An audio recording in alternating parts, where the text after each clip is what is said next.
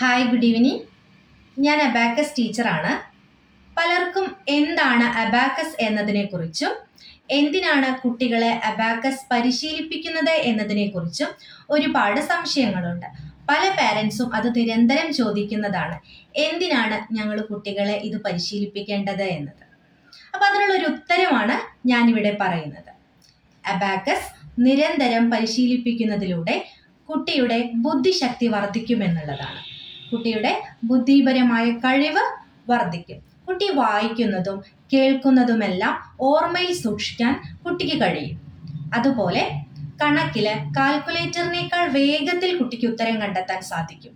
ഇത് കേൾക്കുമ്പോൾ നിങ്ങൾക്കൊരു ഡൗട്ട് ഉണ്ടാവും, എങ്ങനെ ഇത്രയും പെട്ടെന്ന് കുട്ടികൾക്ക് ആൻസർ ചെയ്യാൻ പറ്റുമോ എന്നുള്ളത്. എൻ്റെ വീഡിയോസ് എടുത്ത് നോക്കിയാൽ നിങ്ങൾക്ക് മനസ്സിലാവും എൻ്റെ സ്റ്റുഡൻസ് എല്ലാം എത്രത്തോളം സ്പീഡിലാണ് ഉത്തരങ്ങൾ കണ്ടെത്തുന്നത് എന്നത്.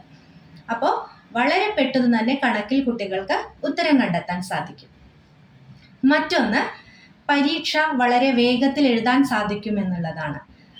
കുട്ടികളുടെ എഴുത്തിലെ വേഗത വർദ്ധിക്കും. നമുക്ക് അബാക്കസിൽ സ്പീഡ് റൈറ്റിംഗ് എന്ന് പറയുന്ന ഒരു ഭാഗം തന്നെ വരുന്നുണ്ട്.